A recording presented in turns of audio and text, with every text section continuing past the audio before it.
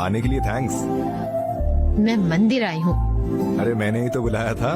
मेरी मम्मी ने बोला इसलिए। मैंने ही तो मम्मी को कॉल किया था। मजाक मत करो। प्रूफ चाहिए? आज तुम्हारी मम्मी बालों में रोज लगा के आएंगी, देख लेना। मम्मा,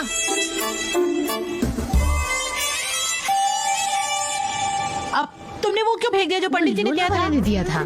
मैं लोला नहीं हूँ, मैं पंडित हूँ। आपकी बात नहीं कर रही थी। ओह शुक्र है। गुलाब के लिए थैंक्स।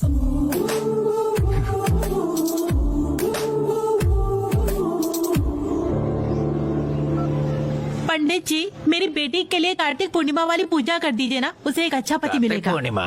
पर आज तो कार्तिक पूर्णिमा नहीं है। मुझे तो वैसे ज्यादा आपका नहीं था क्या? मुझे मैसेज क्यों आएगा? क्या आपको पब्लिक नंबर और प्राइवेट नंबर का अंतर नहीं पता? तुम्हें समझ जाना चाहिए था जब उसने तुम्हारी बेटी कहा। मैं सच में पागल हो गई हूँ। मुझे लगा पूजा करने से तुम्हें अच्छा पति मिल जाएगा, तो क्यों ना पूजा कर दूं। मुझे यकीन नहीं कि भगवान एक अच्छा पति ढूंढ के देगा। नहीं नहीं पागल, यही किस्मत तय करते हैं। देखो मुझे मैसेज वाले नंबर से फोन आया है, देखा ना तुमने? एक सेकंड। हाँ, तुमने फोन क्यों स्विच ऑफ किया? प्रार्थना करो।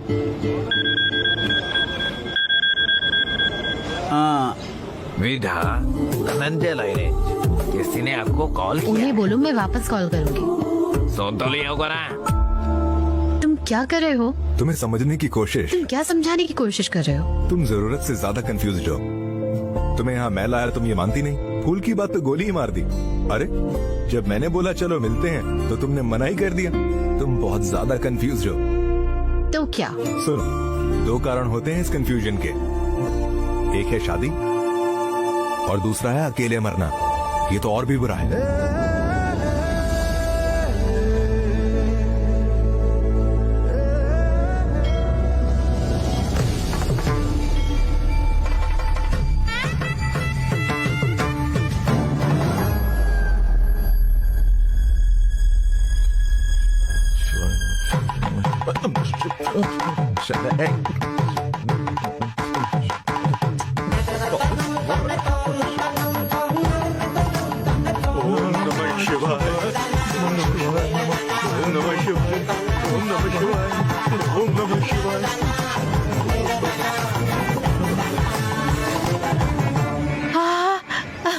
ये आप कब से करने लगे?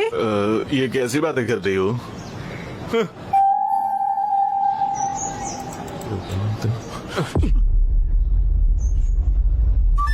चलो चलते हैं। क्या हुआ सर? क्या? कुछ नहीं। मैं देख रहा था कि आपका बेटा कहाँ है। आप मेरे बेटे को लेकर क्यों परेशान हैं? वो अब शादी करने वाला है, अभी यूएस में है, 10 दिन में आ जाएगा। सर सर सर, अब क्या हुआ? क्या वो आएगा या वो पहले से आ चुका है? क्या बोल रहे हैं? वो तुम ही थे ना जिसने मेरे घर पर फ्लावर पॉट तोड़ा था? हाँ, अगर हमारी कोई दुश्मनी होती तेलुगु मूवीज में। रुको। बस करो बस करो। सर मैं आपकी जानकारी के लिए बता दूं कि आपका बेटा यहाँ पर नहीं आता तो ठीक है, पर अगर मुझे पता चला कि वो यहाँ मेरी बेटी के पीछे है तो। क्या बोल रहे हो? नशे में हो क्या? तुम लोग चुप रहोगे? हाँ? समझने की कोशिश करो। मेघा, वेडिंग इनविटेशन लेके आओ। नमस्ते होने अंकल। वाली बहू। भाई कौन है? ये लड़की के पापा है। ये मेरे बेटे के बारे में पूछ रहे थे। मैंने बताया कि उसकी शादी तय हो गई है। इनविटेशन दो इन्हें, प्लीज शादी में जरूर आना। चलो चले।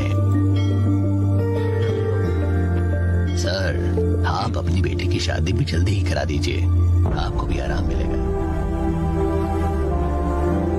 आने से बताओ कि मैं क्या चाहता हूँ।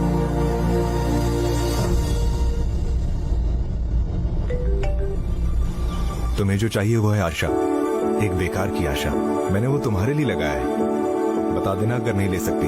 चलो इससे साथ में उठाते हैं।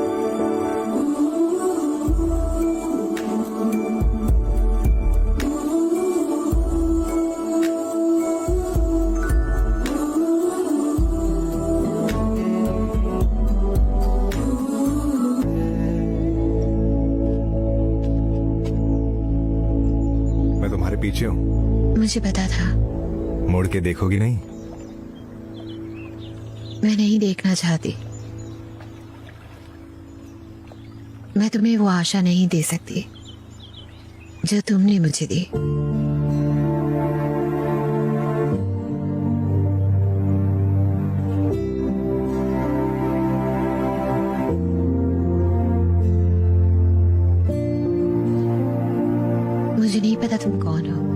मुझे नहीं पता तुम मेरे बारे में क्या जानते हो। मुझे 16 साल हो गए हैं जब मैंने अपने पापा को देखा किसी और औरत के साथ।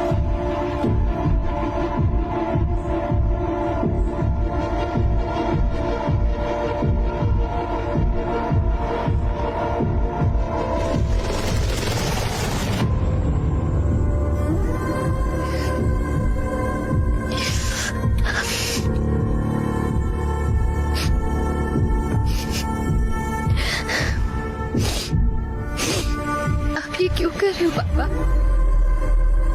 आप ये क्यों कर रहे हो? आपके पास मम्मी है ना? जो मुझे चाहिए था वो तुम्हारी माँ से नहीं मिल रहा।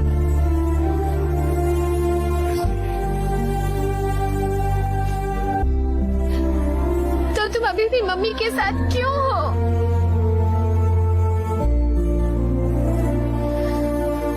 इसलिए मुझे डर नहीं लगता जब मैं लोगों को ऐसे देखती हूँ, पर जो अपनी शादी में ही दूसरे के करीब नहीं रहते, मैं उनसे बहुत डरती हूँ। तब से मैंने तय किया है मेरे लाइफ पार्टनर को मुझसे सब मिलना चाहिए, और उसी सोच में वो भी कि मुझे उसे सब कुछ मिले। मैं अपने हस्बैंड से शादी करना चाहती हूँ, ये मेरा सोचना है, पर मेरे पापा तो किसी से भी किसी के भी साथ मेरी शादी करा दे, वो मुझे परेशान करते रहते।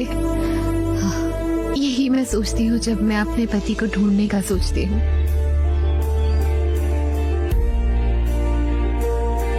बाद में मुझे यकीन हुआ, जल्दबाजी में गलत शू चुन लिया।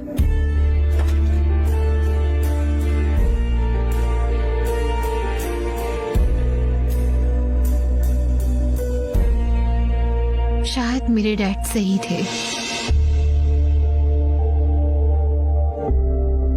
हाँ, शायद मेरी दिक्कत यह है कि मैं बाकियों जैसी नहीं हूँ।